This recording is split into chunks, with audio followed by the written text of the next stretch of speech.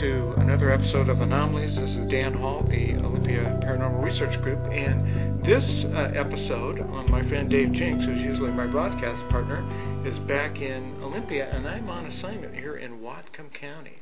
It's always been my intention to do a show on the Sasquatch phenomena, because that's something I've been interested in since I was a kid, ever since I saw the Patterson-Gimlin film. And we are fortunate today to have two people with me as guests that I would consider to be Sasquatch experiencers. They've had some experiences with Sasquatch. So let me first introduce, and then I'll have them talk a little bit about themselves, the guests. This would be Sherry Mulholland. Hello. Of the Bellingham Observers of the Odd and Obscure. Sherry, it's a pleasure to have you with us. Thanks. And also from BOOO, Brian Lee. Brian? Hello, hello. Yeah, thanks for being here. So the first question, I guess, to Sherry, Bellingham Observers of the Odd and Obscure. What is that, and how did you get involved? Well, I didn't pick the name, but that's what we've kept.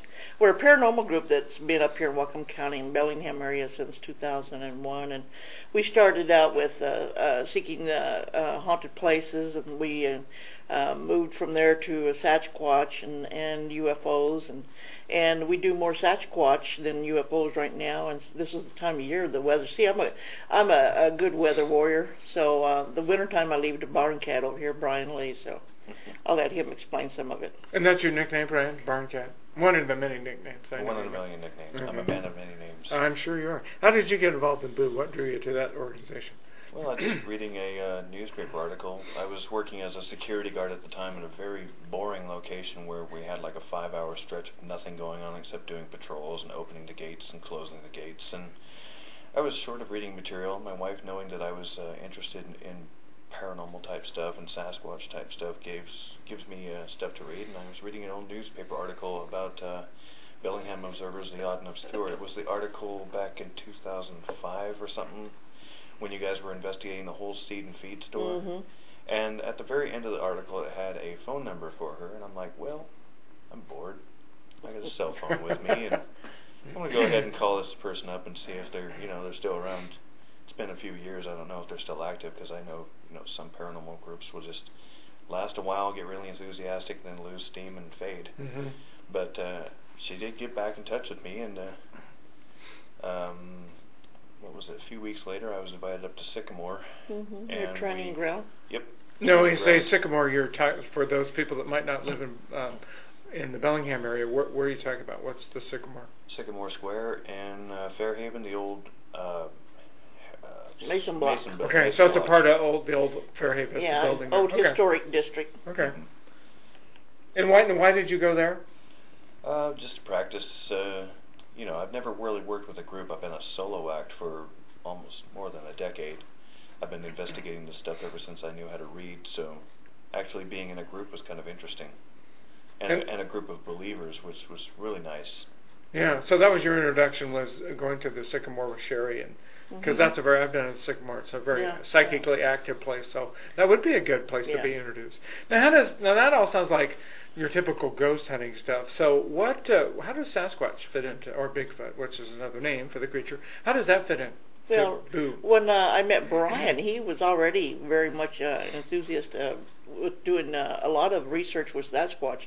I was listening to him and knew that he was quite well informed and knew his stuff just by listening to him. And I had never gone out looking for Sasquatch, and it's not something I wanted to do alone. So after I met Brian, that's when I started going out, after I started picking his brain about some of the things that he knew.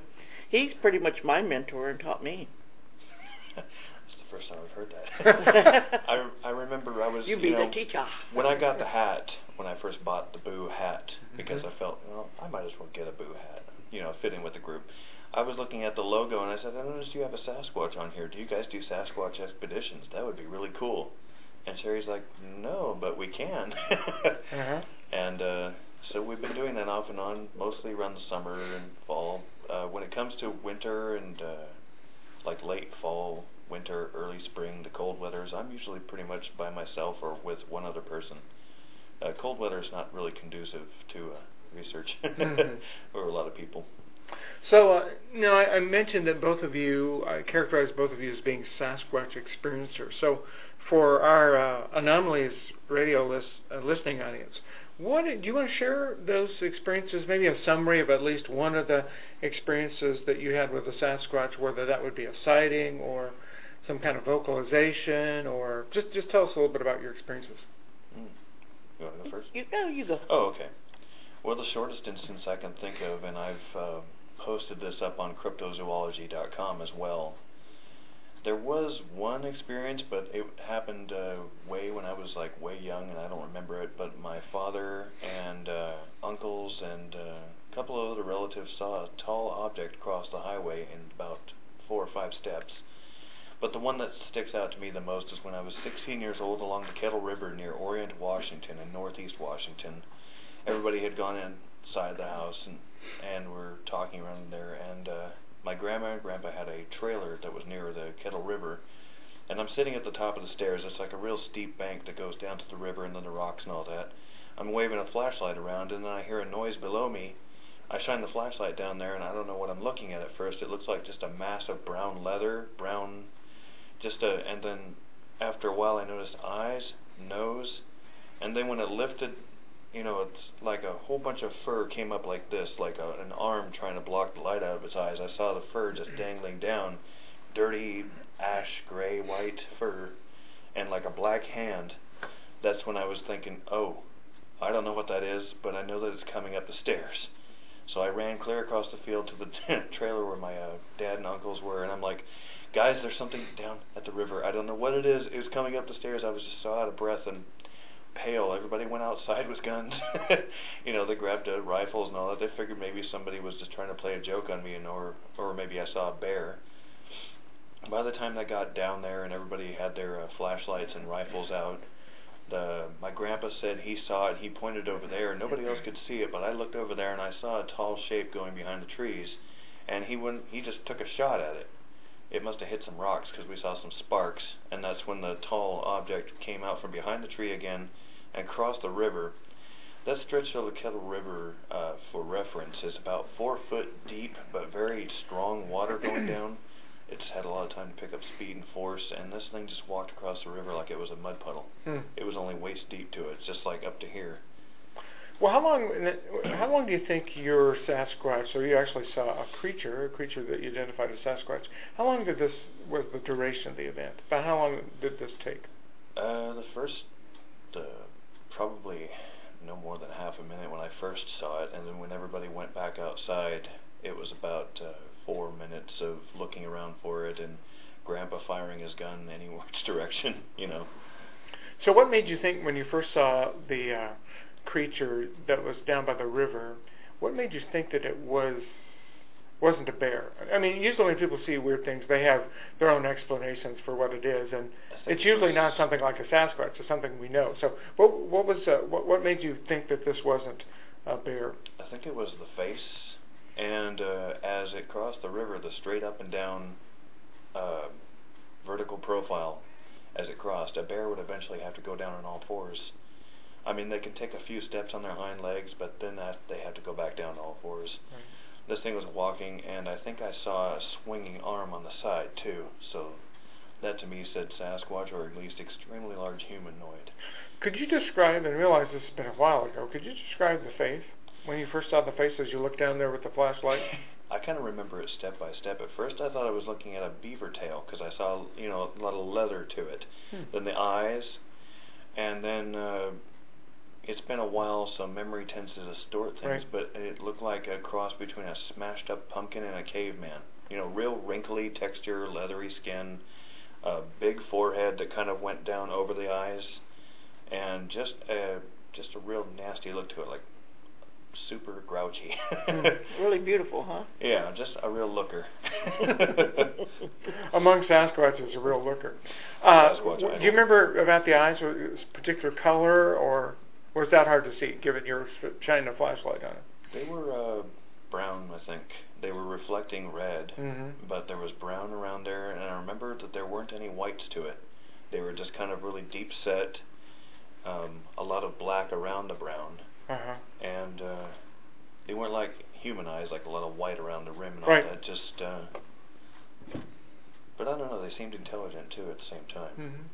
Simple but complex. And you said that when you shine the light on it, it put its forearm up as if to block the light, and then it also had. Could you tell whether it had a hand? Could you see that, or could you just see the hair coming off of the forelimb?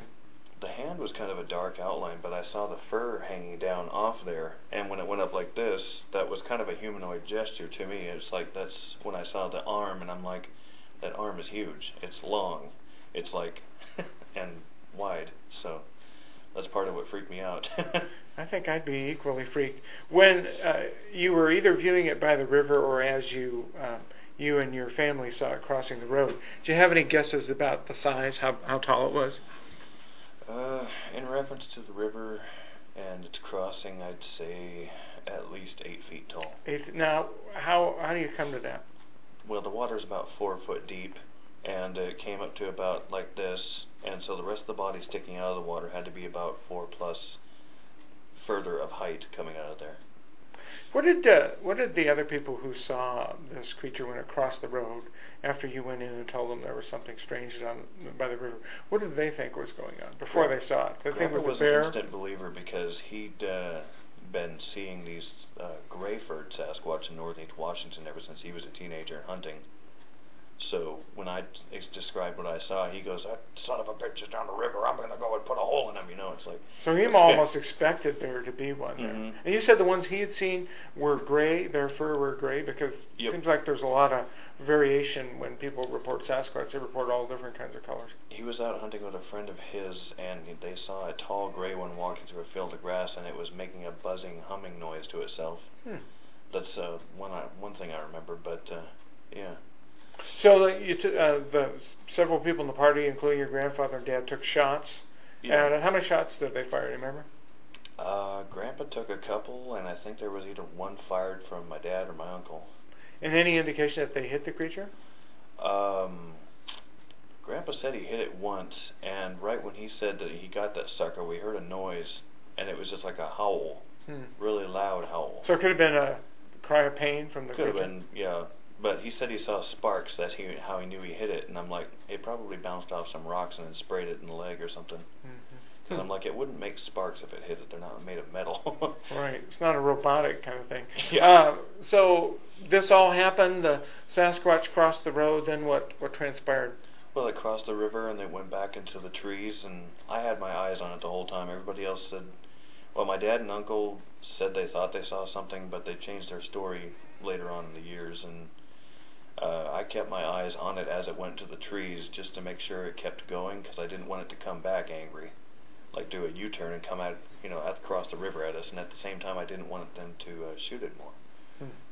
The next day, did you do anything to go out and try to look for blood or footprints or find any other evidence that what you experienced the night before was actually something? I actually avoided the river a little bit for a couple days there because I was thinking it's going to be down there again and looking for me. Be mad this time. Be pissed because you'd be shooting at it, yeah. But both sides of the river there are composed of these large round rocks, and they wouldn't leave really footprints and all that on something like that, but impressions maybe. Mm-hmm.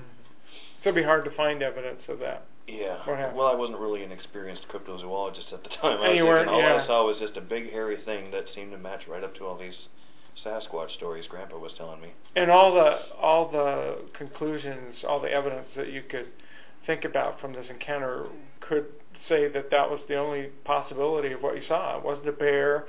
It didn't cross the road on 4 legs. It crossed the road on 2. Just everything. What could it have been anything else? I guess that's the question I wonder.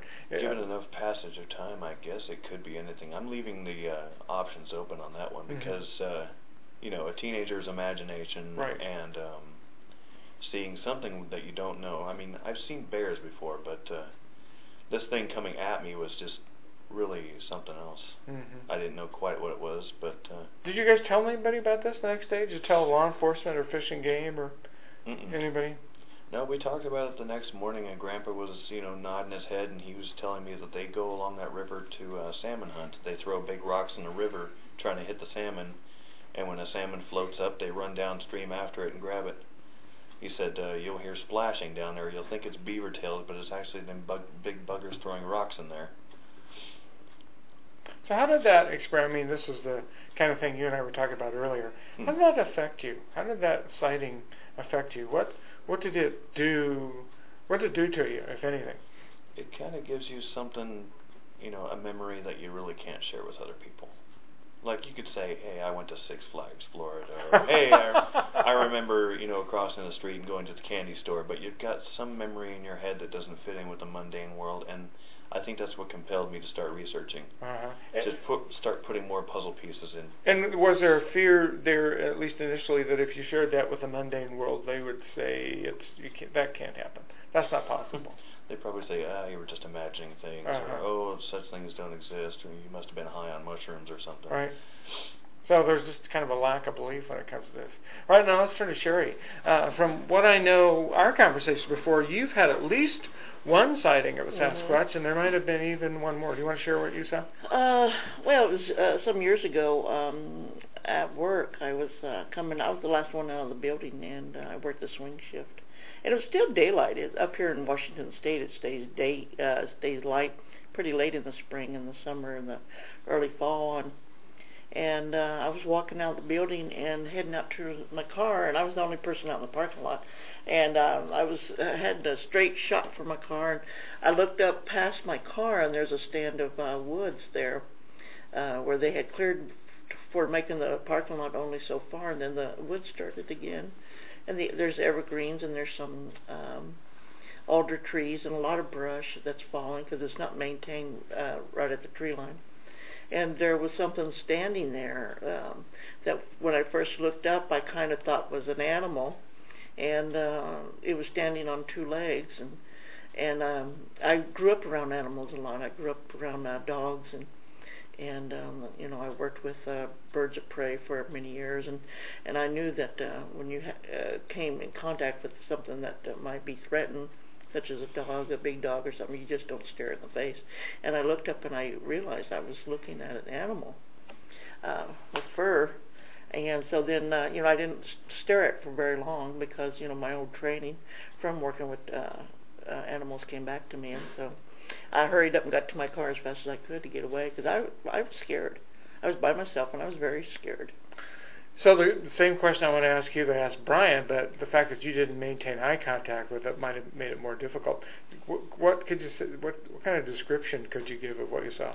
It was people have asked me the color, and I honestly do not believe it was black. I think it was more of a brown, and I think if it was black, it would have maybe stood out more to me. But being a brown color, it kind of blended in a little bit more. It looked softer, and it was big. It looked very big, bigger than a man, bigger than let's say a 6'5" man, which I'm around 6'5" men a lot through my work and stuff. So it's much bigger than the men that I work with, and it looked softer. I mean, it had big shoulders and that, but it also looked like it had a big body. It was more well proportioned because I've seen pictures of Sasquatch since then I've looked at, and they have the broad shoulders and sort of like that it tapers down to this V shape of body. Well, this one didn't. Apparently has been feeding really good on the salmon and the shellfish. It was chubby. Yeah, it was chubby. Oh, chubby, yeah. Well fed. So now, without looking at the face, because you said you learned to not make eye contact, could you say anything about the face? No, not really. I couldn't. I just glanced at the face, and I saw that it was watching me, and it was just standing right there at the tree line, just watching me, and that worried me. And of course, I looked back down to the ground, and headed for my car. I couldn't get to my car fast enough. Yeah, because I wanted safety. So is the fear that came out of that, and I think you tell me if that was the feeling you had, you were scared when you saw this. So where does that come from? Just the fact that it was unknown, the fact that you'd heard that maybe Sasquatches were aggressive creatures, or? Unknown, and I kind of felt like that if it wanted to attack me, it could just probably rip my head right off. I didn't figure I had a chance. If it decided to lunge for me. And it certainly, it wasn't that far. It could have reached me before I reached my car very easily. And you were alone? and I was alone at the time. So, did you share that experience with anybody? I still don't share it very often. I did put it up on my website, and I let people judge whether or not they want to believe it. Was this the BOOO website? Yeah, yeah. And but it took me a long time before I ever started talking to people about it. I think the first person I talked about it to was a student that saw him a week later at the same place that I saw him. I say him. I don't know if it was him or her. And I was walking out of the building. It was I was taking this student home, and I was fumbling in my pants pocket for the keys, and I was looking down towards the ground, just fumbling for the keys, when the student, it was a young boy, said, "I hate when that happens." And I said, "What?" And he says, "You won't believe me if I tell you." And I knew right then and there that what it was. And I says, "Try me." And I think by this time I was looking at the student. And he says, "I just saw Sasquatch." And I immediately said, "I believe you." So you didn't did you actually see the Sasquatch on the second occasion with the student? No, I didn't. No, I didn't. It was earlier in the day, a little bit earlier in the day, and there was more movement out in the parking lot, so I didn't hear it. But on the time that I saw him, when I put my head, my eyes down, my head down, and heading for my car much faster than when I came out the door, I could hear him backing up or moving through the forest. And as I got to the car, I looked up and I couldn't see him anymore. So apparently he did back up, and there's a lot of trash and brush and debris there. So that's what I could hear. When you talked to the student about what you saw, did you try to compare that with what the student saw? Did you try to compare that with the type of creature that you saw previously? You know, I didn't have him to describe to me what it looked like. When he said Sasquatch, I just took it, at face value. Yeah. But I did ask him to show me where it was, and it was exactly in the same part of the tree line that I was. So apparently it was I think that this creature was watching us quite regularly from that area. Did you sense some curiosity in addition to the fear? Exactly. So, and this is a question for both of you. Brian, maybe we'll get your response first. So what would you tell people who say that that's impossible? There's no such thing as Bigfoot. Bigfoot is somebody's active imagination. Based on your experience, how would you respond to a person who would adopt that point of view? I'd ask them if they could totally disprove that there were Bigfoot.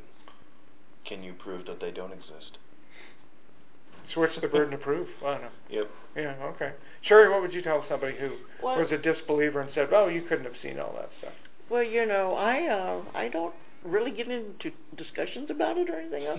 I just always say, believe what you want to believe. I'm not more out to prove it to anybody. I do research, and if I can find something that's going to help, I'll share the research and let people make up their own mind, but I'm not going to tell people one thing or the other, really. And right now, I don't have any great research to share with anybody. I keep hoping, though. So, go ahead. Well, yeah, I was just wondering, so let's talk a little bit about the research, because that might be something that someone who's a non-believer would look at and say, "Oh, well, at least that's interesting." Mm-hmm. So when you're trying to do research, what kind of evidence are you trying to come up with? Sherry, what kind of evidence are you trying to? I would, I'm wanting to get vocals, and I would love to get something on tape. I did bring my camera today, handheld. So visual of it, pictures of it. Yeah. Vocalizations of it. Mm-hmm. Now, Brian, I know I was out with you one time, and you tried to collect, or you did collect, something that you felt like could have been a hair sample. Oh, yeah. So is that part of what? The friend of the Sasquatch researcher, Mr. Barbed Wire Fence. Ah, yeah. Or any rough tree and all that. Right, that leaves the hair there. Yeah, I collected several different hair samples off of there just to be sure. I mean, there were different lengths, different thicknesses and stuff like that, and I packaged them all up and got a hold of another local researcher, Jason Valenti, and I said, "Do you know of anybody who does hair analysis? I don't have a lot of money, but I want to get these looked at because I'm thinking there's a possibility." Mm-hmm. And he referred me to Henner Fahrenbach. Oh, yeah, I've heard that name. He's also mentioned on the Bigfoot Field Researchers Organization website. He's the one that came up with what I call the Fahrenbach formula for estimating height and weight according to the footprint size. Oh, yeah. I sent those to him.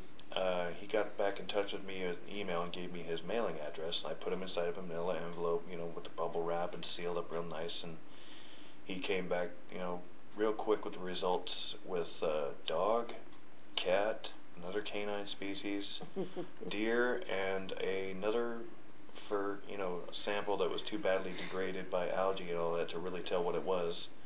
But by then I knew, this is the guy I'm going to get in touch with by the time my next hair sample comes by. But unfortunately, all the hair samples you sent him weren't evidence of anything that was unusual. Yeah, I call that my first draft. Yeah. But sounds like reading a good a few more books, resource. I know exactly what to look for now. Right. Who are the, now, let's talk a little bit about research. Who are the credible Bigfoot researchers? In your mind, who do you look to say, gosh, that person, I would trust that person has credibility? Mm-hmm. And we won't talk about the ones that don't, but just who are the people that have some credibility in this field? That's a loaded question. There's a lot of Bigfoot researchers that don't get along with each other. Mm-hmm. If let's just say if all the Bigfoot researchers that I deem as credible were in the same room, they wouldn't agree with each other. But I'll just go ahead and drop some names here. Tom Powell, Dr. John Bindernagel, mm-hmm. Jason Valenti, William Allen Barnes, who I'm doing some research into now, who's doing the Falcon Project. What's the Falcon Project? Falcon Project is they're going to be using a type of balloon. I don't know if it's going to be helium or hot air with cameras mounted on there. Okay. And they're going to be using that to do flyovers and looking for Sasquatch that way. Aerial photos of Sasquatch. Cover more ground, shorter period of time. Thermal imaging, night vision cameras, and a really good range on it too. Okay. Any other Sasquatch researchers that you would deem credible? Oh yeah, Jeff Meldrum. Yeah, Jeff Meldrum. Dan Hall. Let's see, I don't know about the credibility of that guy, but I definitely agree that Jeff Meldrum's pretty credible. Sure, do you, so what are your perspectives on Sasquatch researchers? Do you share some of the... Well, the only one I know is Barn Cat. Okay. And Jason Valenti. And both local people. Right. Here. Okay. Right. So here's kind of maybe we're... Like I say, I am the student here. Well, maybe we're all students in this topic. So what I think I'll do now is I'm just going to throw out some just general questions about Sasquatch and get your reaction to them. Theories about what Sasquatch is. Go for it, Brian. Okay. Gigantopithecus blacki, a possible progenitor or branch off of the early human or humanoid, however you want to define it. Well, let's just say that it's like a tree branch. They're further down the tree branch, closer to the tree than we are, but similar species. They branched off one way, we branched off another, but they're very close to being our ancestors, except for the size and strength and all that stuff. And as I recall, they have some fossil evidence of Gigantopithecus that they could say some creature this huge, an ape this huge, once roamed the planet. I think they had a Gigantopithecus job they found up in British Columbia. With, that seemed to match the facial profile of what's being seen to this day. Okay, so one possibility would be an ape, a species of ape that we thought went extinct but didn't. Possible. What other kind of explanations for Sasquatch? A Neanderthal type creature. Okay. I mean, they've got them all around the world in different shapes and sizes. Like the Asians have the Alma and the Yeti. The Australians have the Yowie. Up here we have Bigfoot and Sasquatch, or as the Salish Indians have been calling them Sasquatch, or Stick Indians. Stick man. Wild man of the woods, that type of thing. There's just so many variations in shape, size, and appearance, though they're like, breeds of dog almost. So these would be, and races of man. I don't consider myself much of an expert on evolution, but so you got the ape theory, which is the Gigantopithecus, and then the Neanderthal would be somewhat of an early human kind of creature. What else? What else makes sense? Possible interbreeding between the Neanderthal population and the giant apes. Yeah. Neanderthals weren't that picky when it came to their women, and I guess, she's a little hairy, a little loud, a little smelly, but she's low maintenance. Beauty's in the eye of the beholder, kind of thing. Sherry, do you want to weigh in on any of these, or do any of these theories that Brian mentioned, do they seem to speak to you, or? Well, I really don't know. He's the scientific brain here in this group. Me and him sit in the vehicles at night listening for yells or knockings, and we've often talked about things, and one of the things I seem to think about is, what if aliens from that we don't understand, that are very different from us, actually bred use scientific genes to make us out of these creatures and their genes. I mean, that's just one of the theories we throw out there. We're domesticated Sasquatch. Yeah. Maybe we're a cross. Some kind of intergalactic breeding. Humanoid and whatever they are. Okay, now I have a story I want to tell you that was told to me by someone who has experienced Sasquatches, which relates to the theories. I want to get your ideas about this, and then maybe talk a little bit about the theories of a guy by the name of Jack Lesperitis. Kwame, does he go by? So I know he's always an interesting Bigfoot, but let's hear the story first. Some people that I really tried to get on this show were Bigfoot experiencers who their initial story to me was they almost shot a Bigfoot, thinking that it was a bear. This was in Mason County. No, it was in Pierce County, Washington. They were out hunting bear, and they see this big thing come toward them, draw down on it, begin to take a shot, and they look at the face, and they say, wait, so that's not a bear's face, and it's on 2 feet.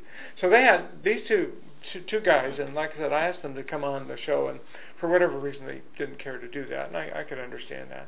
But after having numerous encounters with Sasquatch, they described to me one instance, once again, that took place in Pierce County, where they were out on a Sasquatch expedition. They had a camp set up, and that night they witnessed a UFO that came down below a ridge that they couldn't see.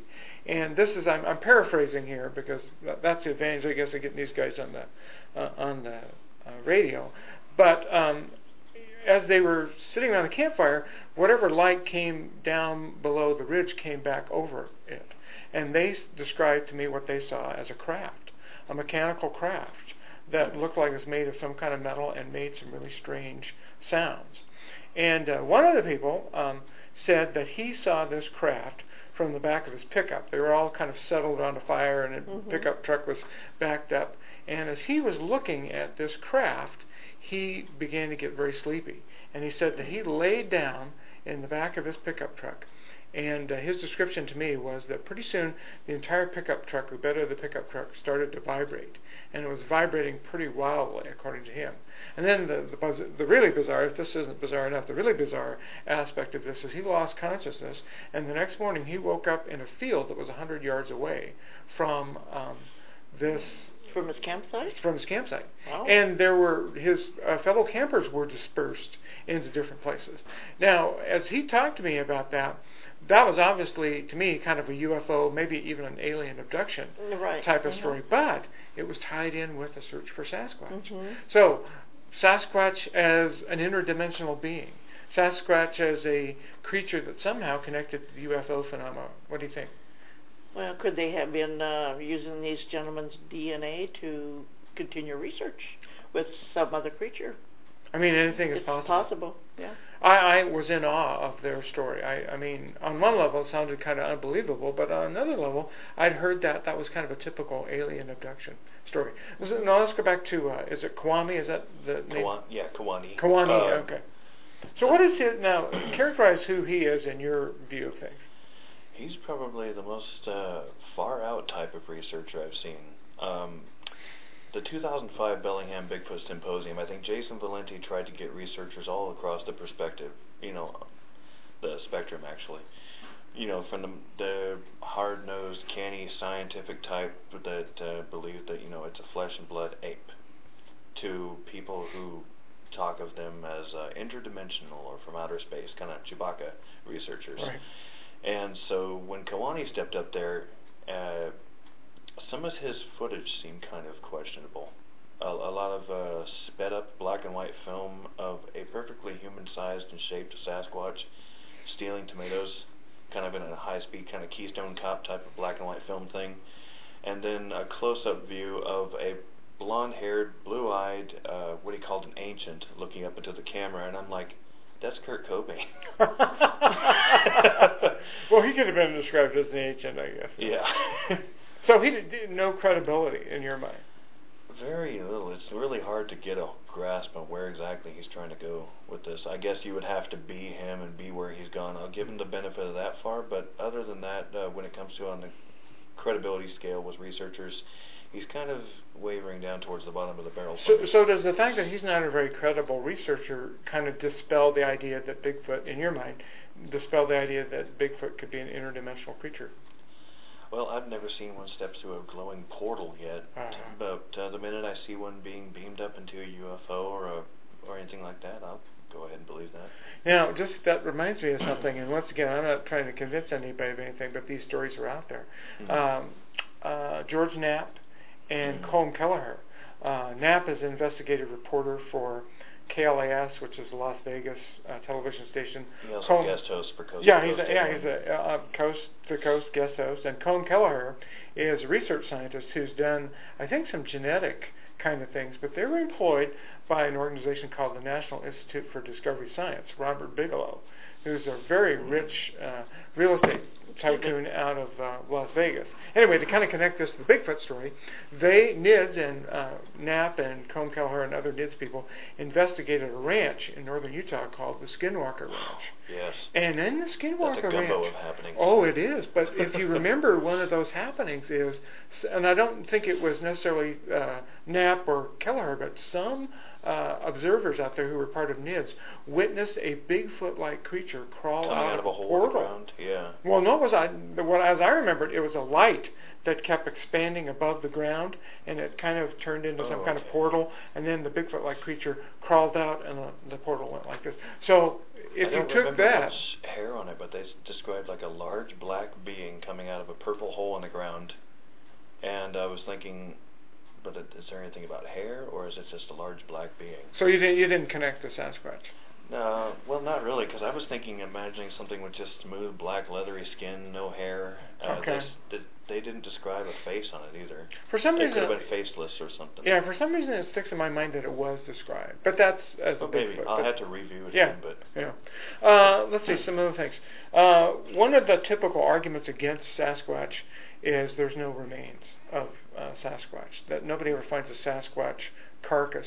Sherry or Brian, how would you respond to that? I don't have an answer for that. There wouldn't be. Yeah. Well, have you ever seen a bear skeleton? Right. And we even have wolverines. Have you ever seen a wolverine skeleton? You won't see a cougar skeleton. It's very rare you'll see a deer skeleton, but then deer get killed a lot more frequently, and they live a pretty hazardous lifestyle. Because they get killed off the roads. Yep. Yeah. I thought a good answer to that question, and I guess I'm answering my own question here, but there was either a Discovery piece or a Learning Channel piece where somebody asked this question, and so it's kind of like I don't know, what's that program, Mythbusters or whatever, where they try to debunk certain ideas. So they took a deer carcass, they tied it in the ground, they put a time-lapse photography, and they watched what happened to this deer, and within a day, there was no evidence of the deer. The natural process, the parasites, the worms, the flies, the maggots, whatever, just cleaned the carcass so that you couldn't even tell that. So, I mean, there are way more deer probably than our Sasquatch, so that seemed to be an argument. They described the environment, especially the one up here in our boreal rainforest up in the Pacific Northwest, as being highly acidic, which is not exactly acid pertaining, but it will eat away, there's a lot of moisture, a lot of mold, bacteria, insects. Anything dead out in the woods will be cleaned up and disposed of and on its way to rejoin nature within a matter of weeks.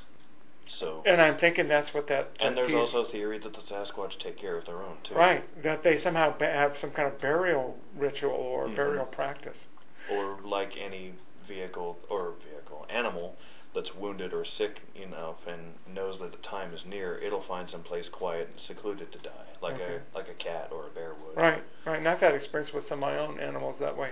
Sasquatches live in family groups. Is there evidence to support that? Numerous eyewitness sightings, footprint groupings, hair samples from separate individuals at some sites. Not that we've collected, but other researchers have.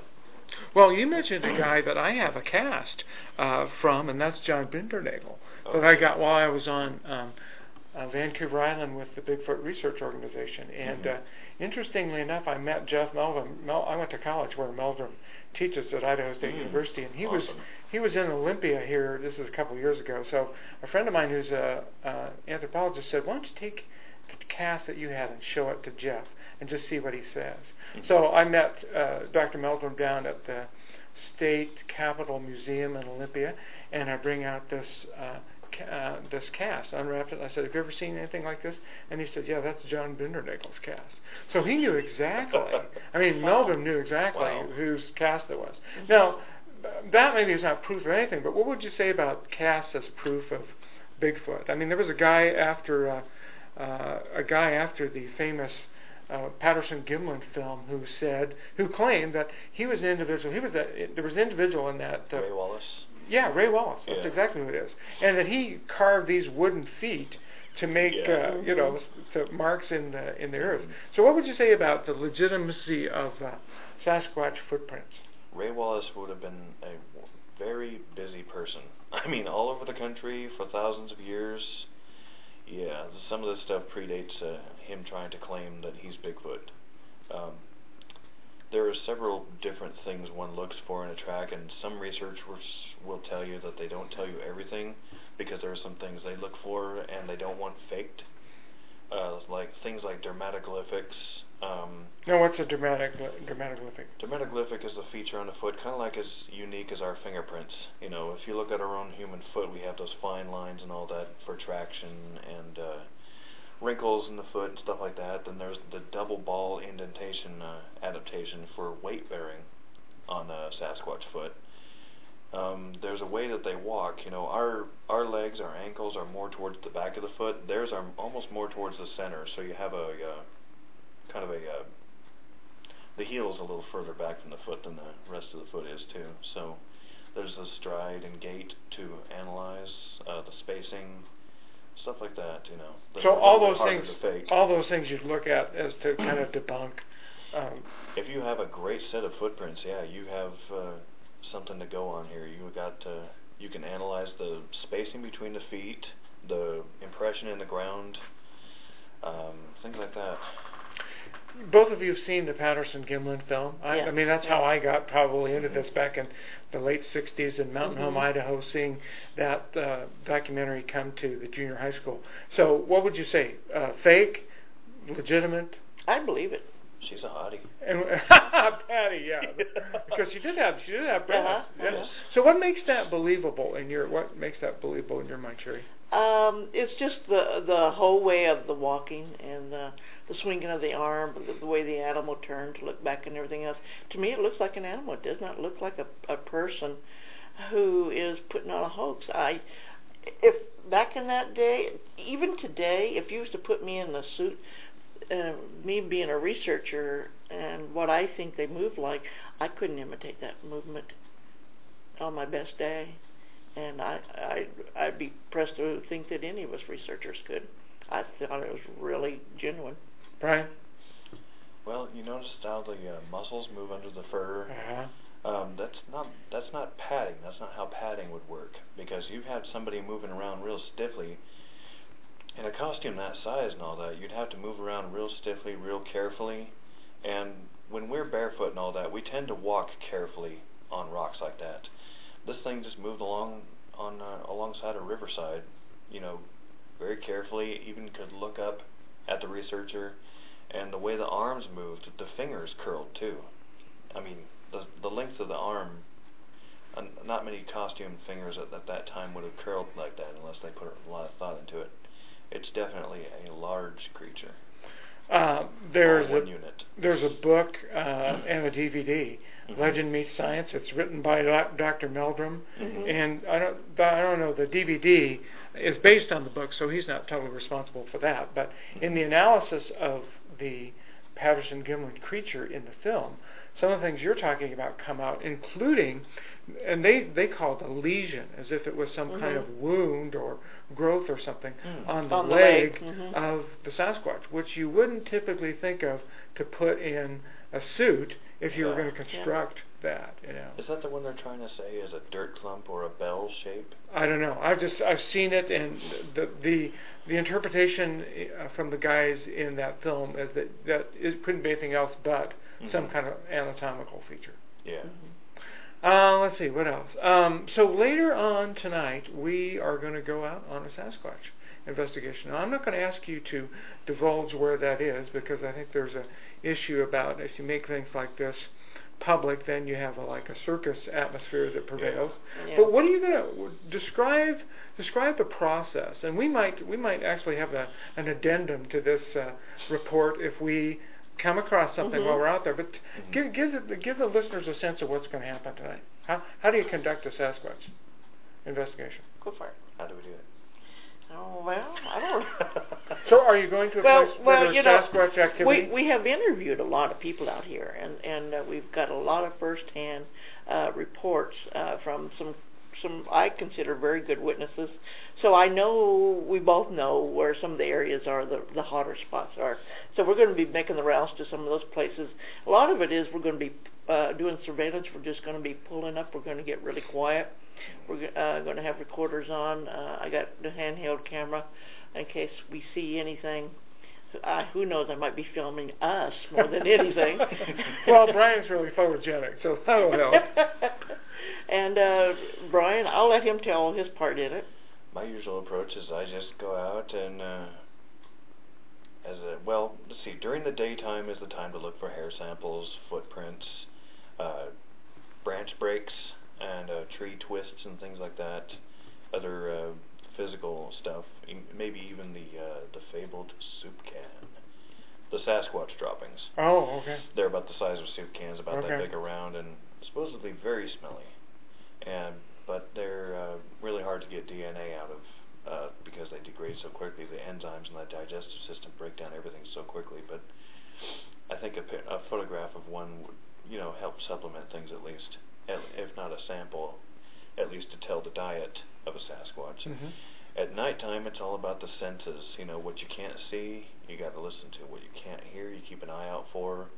Even your nose, a lot of people's noses are sharper than they realize as long as they know how to pay attention to even the finest detail in their environment. Well, that's a question I didn't ask either you or Sherry about your sightings. Many people, but some don't, report offensive odor with Sasquatch. When you saw your Sasquatch... Too far away for you? What about you with the one by the river? Oh, there was a breeze blowing, right between us, so there wasn't really much of a smell I could tell. Plus, you probably just took a bath. Yeah. At the river. Totally. I mean, I smelled a lot of right guard. It smelled like shampoo. Like a wet dog. He was Head and Shoulders, I think. Now, you also, because you asked me to make sure I brought it, I brought a drum with me, and you have a flute. So what's the connection with those two musical instruments of Sasquatch? That's a bit of tried and true lore I got from the Clallam Reservation up around the Port Angeles area. They told me that the Sasquatch like music, that they'll be drawn to music. Like if you're playing a flute or beating a drum, they'll come to you and stand there and watch. And amazingly, a parallel bit of lore up here, the Lummies say about the same thing when they're doing their sweat lodges and the drumming and all that thing. Sasquatch will come out from the trees and watch. And so what about if you're playing like Barry Manilow? What will that do? Will that drive the Sasquatch away? Or we'll be able to collect Sasquatch puke. Okay, that's a comment on Barry. I like Barry. Yeah, so it just depends. Sasquatch is a discriminating person when it comes to music, I guess. Yeah. Well, they say that it likes calm music. It likes music that has a lot of percussion. Not a lot of percussion, not a very busy rhythm, just a boom, steady. Boom. Yeah. I think it's a lot into the New Age movement with a lot of the drums and the flutes and stuff. More of a heartbeat, huh? It's a very Zen type Sasquatch. Yeah. That's interesting, a heartbeat. Maybe I never thought of it that way. Yeah, maybe that's what's hearing, what it responds. Or something that sounds like their rock knocks, just something simple. Last question, controversial one. Some people in the Sasquatch community say that the only way that you're going to prove the existence of Sasquatch to the outside world, and that assumes that you have to, maybe you don't have to, but for those who say that you have to, is you have to come up with a body, which means that if you can't find one that's naturally decomposing, if you see one, you got to shoot it and bring it back. That's Camp A. Camp B is, hey, this is a sentient being. Shooting it would be like shooting another human being. So where do you guys come down on that side of the question? I'm hanging out with the guys in Camp B. I like what they have to serve. I mean, if you look at the face and all that, there's a lot of human in that face, and I don't think anybody should be shooting one of these things. In two recent cryptozoology articles I read, they cover like both sides of that thing. There is one person offering thousands of dollars in reward if they can find a Bigfoot that's already dead. It has to be already dead. No bullet holes, no traces of chemical in it. Yeah, it has to died be of natural causes. Oh yeah, it has to have died on its own. And on the other side, you've got something called the Erickson Project, which supposedly has flesh samples from a dead Sasquatch, or 2 dead Sasquatches, that were shot by somebody who claimed that he was shooting at a bear, and then it stood up, and then he shot it again. The story changes so much that I'm starting to wonder about it myself. But myself personally, I would never shoot one. Mm-hmm. Maybe in self-defense, but right. I'm not going to be carrying an AK-47 going, I'm going to go Rambo on these Sasquatch. Mm-hmm. They're liable to go Rambo on you. Or oh, yeah.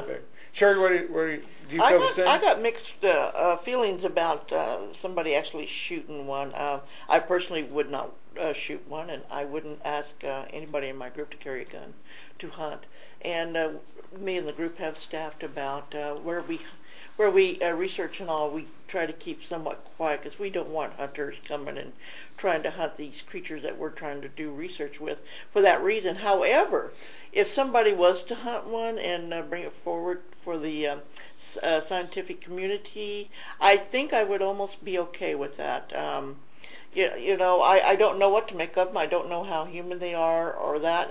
I'm a believer in hunting. You know, as far as bear and moose and deer and elk and all that go. But so I really don't know. And you know, when it happens, and once if it does happen, somebody brings a dead body forward for science, and I get to view some of the research, and if it's more human than not, then I'll probably have second thoughts about it. But for now, I'm very open to somebody actually killing one. But it wouldn't be me and my group. Okay. Sherry Mulholland, Brian Lee from Bellingham Observers of the Odd and Obscure, friends, and also Bigfoot experiencers. Thanks for being part of Anomalies. Thank you.